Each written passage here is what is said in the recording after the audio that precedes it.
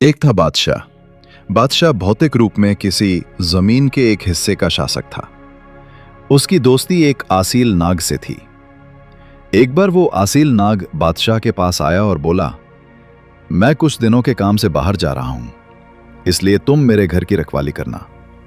यह कहकर नाग रफ्त हो गया। काफी समय बीत गया। अचानक एक दिन बादशाह को याद आया कि आसील नाग ने मुझे अपना घर संभालने के लिए कहा था, पर मैं आज तक वहां नहीं गया। यह सोचकर वो उठा और अपने दोस्त आसील नाग के घर पहुंच गया। जब वो नाग के घर में गया तो सामने देखा कि एक खपर नाग उसकी मित्र की पत्नी के साथ सो रहा है। बादशाह को मानहया हुई और उसने अचानक म्यान से तलवार निकालकर खपर नाग पर वार किया। इतने में नागन ने, जिसने बादशाह को वार करते देखा, अपनी पूंछ से खपर नाग को छत की ओर उछाल दिया। बादशाह के वार से नागन की पूंछ कट गई। इस पर बादशाह घबरा गया। यह क्या हो गया? खपर के मरने के बजाय मेरे दोस्त की पत्नी की पूंछ कट गई। अब मैं अपने यार से क्या कहूंगा? यही सोचकर बादशाह अपने महल लौट आया। कुछ दिनों के बाद आसील नाग यात्रा से लौटा। घर में आते ही उसकी नजर अपनी पत्नी की कटे हुए पूंछ पर पड़ी। आसील नाग हैरान रह गया और पत्नी से कारण पूछा। पत्नी चालाकी से रोते हुए बोली, तुमने अपने दोस्त बादशाह को घर की रखवाली के लिए कहा था। बादशाह हर दूसरे चौथे दिन घर की खबर लेने आता रहा। फिर उसकी नीयत बिगड़ गई। जब मैंने इनकार किया तो उसने गुस्से में आकर अपनी तलवार से मेरी पूंछ काट दी और चला गया। इस पर नाग ने कहा, ऐसी बात की कोई गवाही है? नागन ने कहा, गवाह खपर नाग है, जो छत पर बैठकर सब कुछ देख रहा था। आसील नाग ने खपर से पूछा, अरे खपर, तो बताओ हकीकत क्या है? खपर ने जवाब दिया, साहिब, आपकी पत्नी ने जो कहा सब सच है। आसील नाग बड़ा चिंतित हो गया। अंत में उसने खपर से पूछा, अब क्या किया जाना चाहिए? खपर ने कहा, साहिब, अब क्या करना है वही कीजिए जो बादशाह ने किया। उसने तलवार से आपकी पत्नी की पूंछ काट दी है। अब आप अपनी एक सफेरा या एक फुकार पुकार से सारा शहर जलाकर राख कर दीजिए। आसील नाग ये सुनकर बहुत प्रसन्न हुआ। नाग ने खपर से कहा, अच्छा, तो फिर तुम भी उतर आओ ताकि हम दोनों साथ चलकर यह काम करें। फिर दोनों एक साथ शहर की तरफ चल पड़े। जब शहर के पास पहुंचे तो खपर नाग ने आसील नाग से कहा, यहीं से फूंक मारकर शहर को जला डालो ताकि हम लौट सकें। पर आसील ने कहा, खपर, सुनो, हमारा गुनाह बादशाह ने किया है, ना कि सारा शहर। बदला भी बादशाह से ही लेना चाहिए। अब सीधे चलो, हम बादशाह के महल में ही चलते हैं।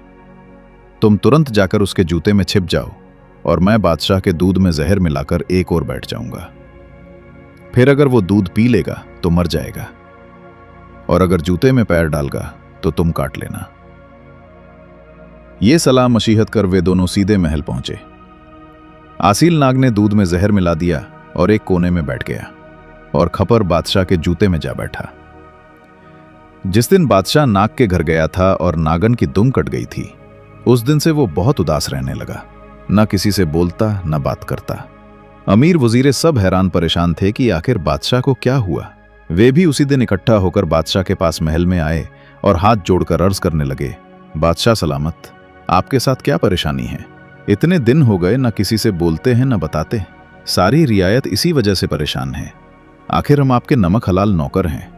हमें बताइए आखिर बात क्या है? हो सकता है हम आपकी कुछ मदद कर सकें। इस पर बादशाह ने अपने अमीरों मंत्रियों को आसील नाग की दोस्ती, नागन का खपर के साथ अफैती नजदीकी और नागन की दुम कटी होने की सारी हकीकत बता दी और कहा, अब जब आसील नाग आएगा और अपनी पत्नी की दुम कटी हुई देखेगा तो वो जरूर पूछेगा। उस पर उसकी पत्नी और खपर मुझ पर कुछ न कुछ झूठ कहकर नाग को भड़काएंगे। नाग मुझसे नाराज होकर मेरी राजतंत्र को जलाकर राख कर देगा। बस यही गम है कि इतनी सी मित्र और मासूम किस्म की जिंदगी बेगुनाहों की बर्बादी में चली जाएगी। ये सारी बातचीत आसील नाग भी सुन रहा था। वो एकदम आकर बादशाह की गोद में बैठ गया और बोला, पहले तो उस नासमझ खपर को जो तुम्हारे जूते में बैठा है मार डालो, बाकी बाद में देखेंगे। बादशाह ने तुरंत खपर को मरवा दिया। उसके बाद नाग के कहने पर दूध भी फेंकवा दिया गया। इन सब कामों के बाद दोनों दोस्त एक दूसरे के साथ मिलकर बहुत खुश हुए और खुलकर बातें करने लगे। जाते समय नाग ने अपनी मणि निकाली और बादशाह के शरीर पर रखकर कहा, बादशाह सलामत, इस मणि में यह खासियत है कि तू सुकरात, मृत्यु के निकट की अवस्था में पड़े व्यक्ति की असली हालात देख सकेगा और परिंदों और जानवरों की बातें समझ सकेगा।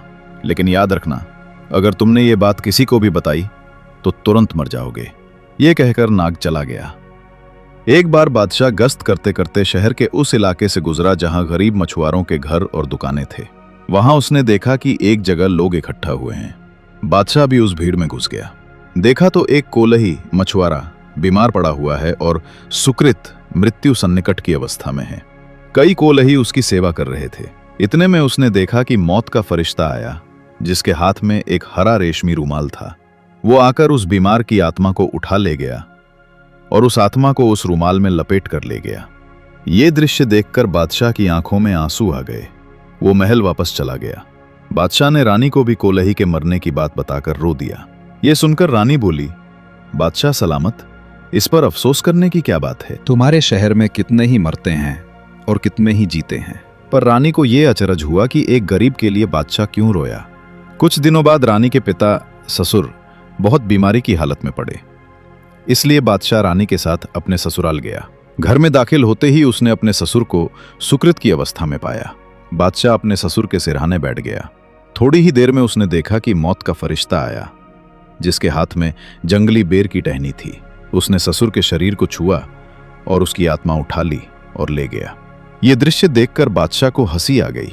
रानी गुस्से से कांप उठी, पर उस वक्त कुछ कह न सकी। जब लोग शव को दफन करके लौटे तो रानी ने अचानक बादशाह से कहा, बादशाह सलामत, मुझे ये बताइए, अपने शहर के एक कंजूस मेंघाड़े या नाम जिस पर आप संकेत कर रहे हैं के मरने पर आपकी आंखों से आंसू नहीं थमती थे, पर आज जब मेरे पिता मरे तो आप जोर जोर से हंसे। इसका कारण क्या है? इस पर बादशाह ने कहा, रानी, ये बात अभी मत पूछो, मैं तुझे ये सच्चाई बाद में बताऊंगा। मगर रानी जिद किए रही और बोली, किसी भी तरह अभी मुझे बता दो। बादशाह बहुत असमर्थ हुआ। फिर कहा, ठीक है, मैं तुम्हें इसका कारण 3 दिन बाद बताऊंगा। रानी इस पर मान गई। आखिर 3 दिन भी गुजर गए। रानी ने फिर बादशाह के कान खटखटाए। बादशाह ने सोचा कि नाग ने कहा था, अगर ये बात किसी को बताओगे तो मर जाओगे। अब मैं क्या करूं? नाग ने भी झूठ तो नहीं कहा होगा। बस उसने रानी से कहा, बात नहीं बन रही, बीत जाने दो, और जब मेहमान भी रुखसत हो जाएं, तब एकसू होकर मैं तुम्हें बता दूंगा। रानी ने यह बात मान ली और चुप हो गई।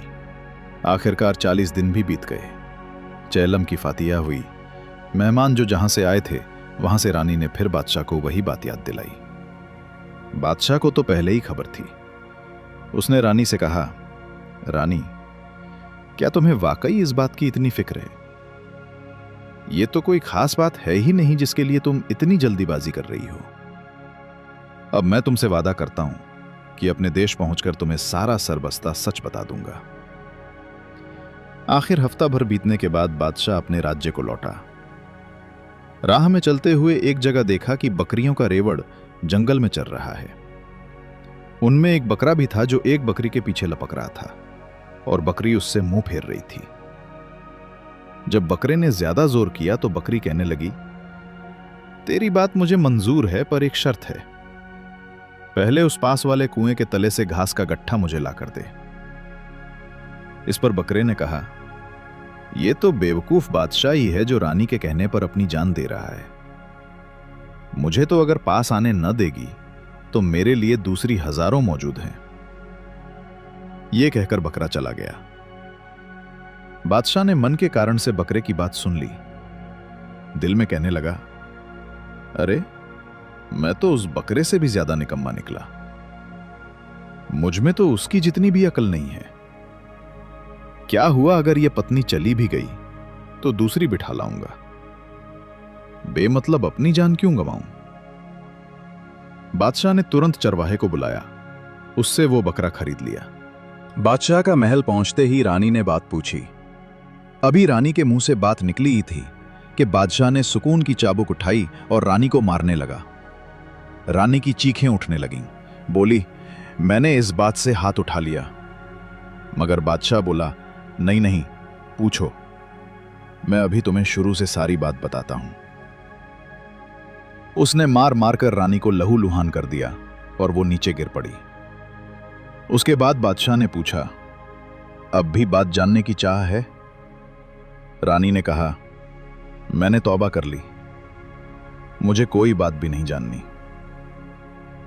अगले दिन बादशाह ने शहर भर में सूचना जारी कर दी कि यह बकरा मेरा दोस्त है, जिसने मुझे मौत के मुंह से बचाया है, इसलिए कोई भी उसका नाम न ले।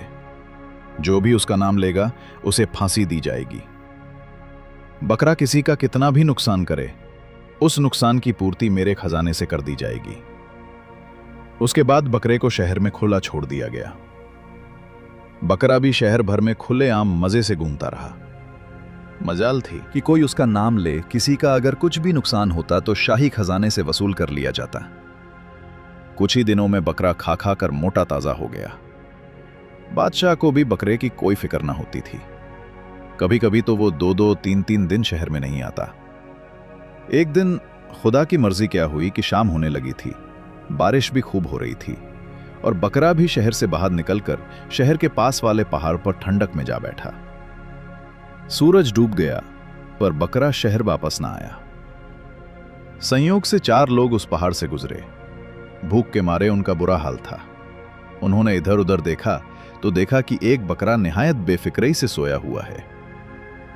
उन लोगों ने आपस में सलाह की कि क्यों ना उसी बकरे को हलाल कर दिया जाए। मगर उनमें से एक ने कहा, यार पता नहीं ये बकरा किसका है, इसके अलावा किसी और की माल बिना इजाजत खाना भी गुनाह है, इसलिए खाने का कोई और इंतजाम करना चाहिए। सभी दोस्तों ने काफी सोच विचार किया, फिर बोले, भाई ये बात सही है, मगर ऐसा लगता है कि कुदरत ने खुद हमारे लिए ये नेमत दे दी है, इसलिए इसे हलाल कर डालो। सुबह होगा तो पास वाले शहर जाकर पता कर लेंगे और बकरे के मालिक को मुआवजा दे देंगे या फिर उससे रजामंदी ले लेंगे। इस पर सब राजी हो गए। बकरे को पकड़कर ज़बा किया और आग पर पकाकर खा लिया। पेट भरकर सो गए। रात खैर से गुजरी। सुबह हुई तो ये चारों साथी शहर में दाखिल हुए और पूछताछ करने लगे कि फलां बकरा किसका था। जिससे भी पूछते वो यही जवाब देता, वो बकरा तो बादशाह का है। आखिर ये बादशाह के पास पहुंचे और अर्ज की, बादशाह सलामत, हमने नागलामी में आपका बकरा काटकर खा लिया है। अब आप जो भी जुर्माना करें हम भरने को तैयार हैं। उस पर बादशाह ने कहा, उस बकरे को हाथ लगाने या कुछ कहने पर मेरा फरमान है कि फांसी दी जाए, इसलिए तुम चारों को फांसी पर लटका दिया जाएगा। इस पर उन चारों ने कहा, बादशाह सलामत, बकरा हमने नागलामी में काटकर खा लिया है। अगर चोरी करके खाया होता तो आपके पास आकर बताने की हमें कोई जरूरत ना होती। अगर यूं ही चले गए होते तो कोई हमें पहचान भी ना सकता, ना पकड़ सकता। पर हमने खुद ये उचित ना समझा कि बिना इजाजत किसी और की माल खाकर खुद को खुदा के सामने शर्मिंदा करें। अब अगर आपसे हो सके तो हमारा गुनाह माफ कर दें, अगर नहीं तो बकरे की जो कीमत आप निर्धारित करें हम भरने को तैयार हैं। बादशाह ने कहा, मेरा वादा किया हुआ है, इसलिए अब तुम्हें फांसी पर लटकाऊंगा। उन दोस्तों ने देखा कि बादशाह उन्हें हरगिज नहीं छोड़ेगा, तो आपस में सलाह करके बोले, जहां पना, हम चारों यार किसी और दुनिया के बाशिंदे हैं, सैर और शिकार के लिए इस सरजमीन पर आए हैं। हमने आज तक किसी को तकलीफ नहीं दी। कल आपका बकरा भी हमने नादानी में खा लिया। अब अगर आप ये बकरा हमें माफ कर दें या इसकी कीमत हमसे न लें तो हमारे देश में भाइयों के बीच हमारी इज्जत बनी रहेगी। इसलिए हमने ये सलाह की है कि हम आपकी शादी गुलनार रानी से करवा देते हैं। उसके जैसी हसीन पूरी धरती पर नहीं मिलेगी। उसके बदले बकरे का खून हमें माफ कर दीजिए। यह बात सुनकर बादशाह हैरान रह गया। फिर जब गुलनार रानी का जिक्र सुना तो उसका दिल हाथ से निकल गया। आखिर बादशाह ने उनसे पूछा, ये रानी कौन है और कैसे मिल सकती है? इस पर उनमें से एक ने बताया, हम घूमते फिरते एक शहर में पहुंचे। शहर के बाहर एक बहुत बड़ा रहट पानी खींचने का पहिया नजर आया, जिसे अगर 100 आदमी मिलकर भी जोर लगाएं तो मुश्किल से घूमे। हमारे पूछने पर पता चला कि वहां के बादशाह की एक बेटी है, गुलनार रानी, जो बेहद हसीन है। उसके जैसी खूबसूरत रानी जमीन पर और कहीं नहीं मिलेगी। उस रानी की शर्तें हैं कि जो व्यक्ति अकेला उस रहट को घुमा दे, दूसरा रानी के साथ अकेले बैठकर बातें करे, और तीसरा अपनी बातों का जवाब लेने के लिए अगर वो रानी को 4 बार बोलने पर मजबूर कर दे तो वही उससे शादी कर सकता है।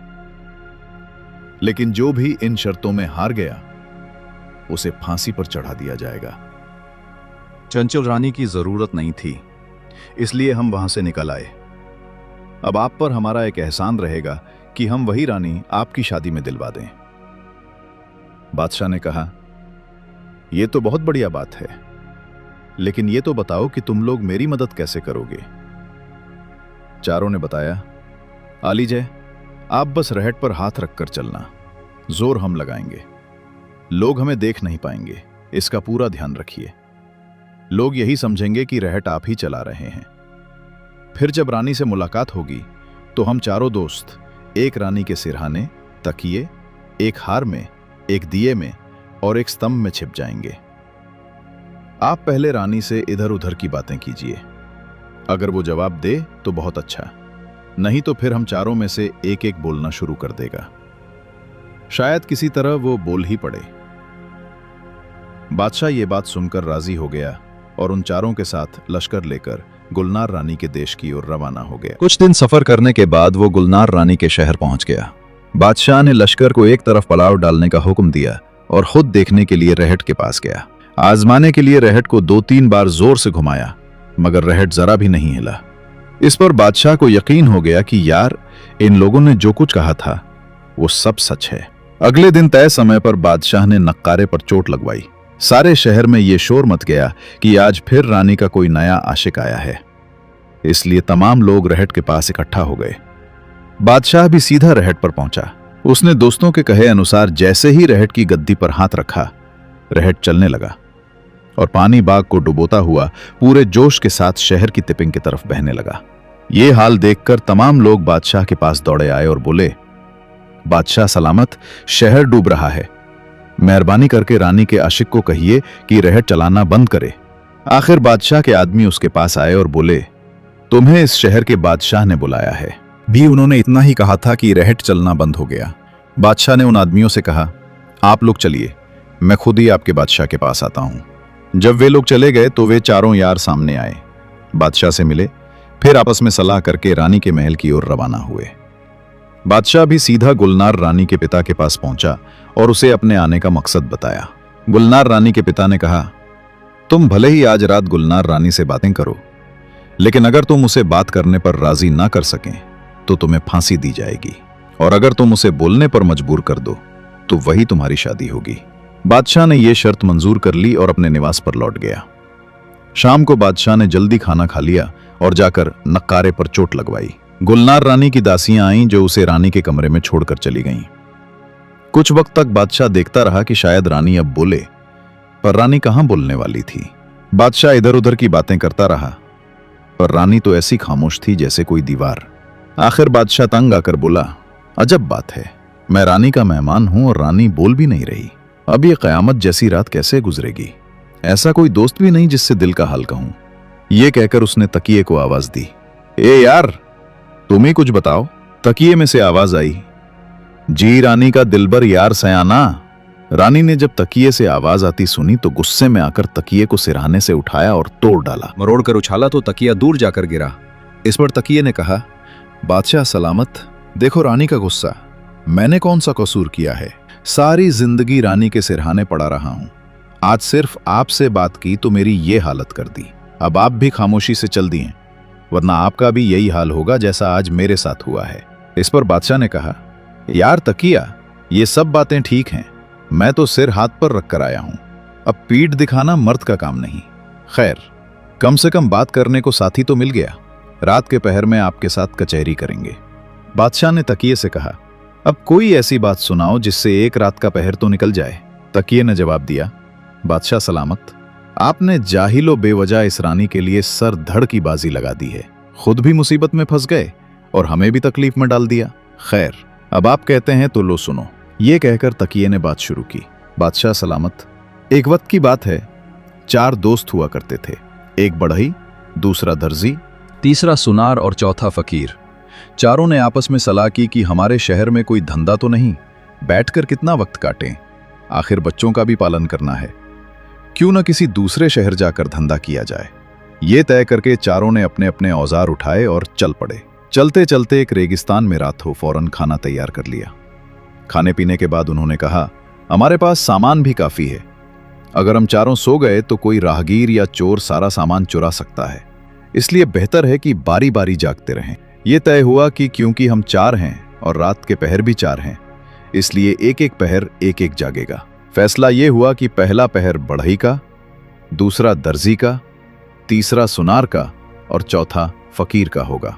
पहला पहर बढ़ई को मिला, इसलिए वो जागने लगा और बाकी 3 सो गए। बढ़ई कुछ देर तो बैठा रहा, लेकिन न कोई बात करने वाला था न चलने वाला। आखिरकार उसे जुमाहियां आने लगी, वो नींद में झूमने लगा और बैठते बैठते गुनूदगी छा गई। ख्वाब में क्या देखता है कि एक हसीन परी उड़ती जा रही है। इतने में उसकी आंख खुल गई। बढ़ई को परी की नाजुक सूरत पसंद आ गई। उसने सोचा, क्यों ना वही ख्वाब वाली परी तराश लूं, ताकि वक्त भी कट जाए और नींद भी ना आए। और उसने औजार उठाए। वहीं करीब एक सूखी लकड़ी की टहनी पड़ी थी, उसमें से एक टुकड़ा काट कर बैठ गया और परी की मूरत बनाने लगा।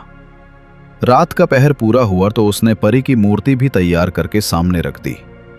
फिर उसने दर्जी को उठाया और खुद सो गया। दर्जी जब नींद से उठा और अभी आंखें पूरी तरह खुली भी नहीं थी कि उसकी नजर मूर्ति पर पड़ी। उसे यकीन हो गया कि यह बढ़ई का ही काम है, जिसने रात का पहर जागकर दिल बहलाने को यह काम किया है। मूर्ति भी उसे बहुत पसंद आई।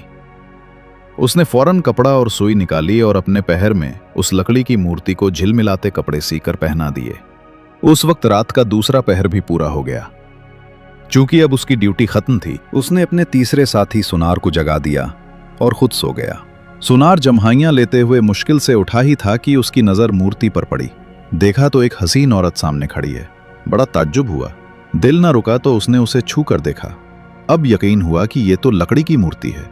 दिल में कहने लगा, बढ़ई ने अपना पहर काम में लगा दिया, दर्जी ने भी बढ़िया मेहनत की है, अब क्यों ना मैं इसे सर से पांव तक जेवरों से सजा दूं।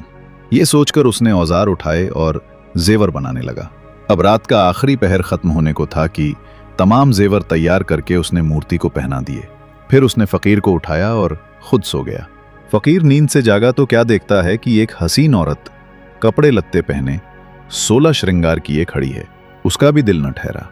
वो उठा और उसे छूकर यकीन किया। दिल में कहने लगा, बढ़ई ने मूर्ति बना दी, दर्जी ने कपड़े पहना दिए, सुनार ने जेवरों से सजा दिया। अब मैं अल्लाह से दुआ करूं कि इसमें जान डाल दे। सो पौ फटने के वक्त फकीर ने अल्लाह के हुजूर गिड़गिड़ा कर दुआ की। अल्लाह की कुदरत से लकड़ी की सूरत में जान पड़ गई और वो छम छम करती चलने फिरने लगी। उस वक्त वे तीनों दोस्त भी जाग उठे। अब हर एक कहने लगा कि ये मेरी बीवी है। चूंकि चारों ही उसे अपना समझ रहे थे, वे आपस में झगड़ने लगे। इतनी बात सुनाकर तकिए ने पूछा, बादशाह सलामत, अब आप ही बताइए कि ये बीवी किसकी है। इस पर रानी ने पुकार कर बादशाह से कहा, ऐ बेवकूफ बादशाह, बीवी सुनार की हुई जिसने नथ पहनाई। दूसरे आभूषण तो माता पिता भी देते हैं, पर नथ हमेशा पति देता है। बादशाह ने यह सुना तो एकदम जाकर नक्कारे पर चोट की और कहा, रानी ने मुझसे पहला बोल बोला। बादशाह ने और बात करवाने के लिए लाख हिल्ले हवाले किए, लेकिन रानी पहले से भी अधिक चुपचाप बैठी रही। अब बादशाह ने पुकारा, अरे ओ हार। उसी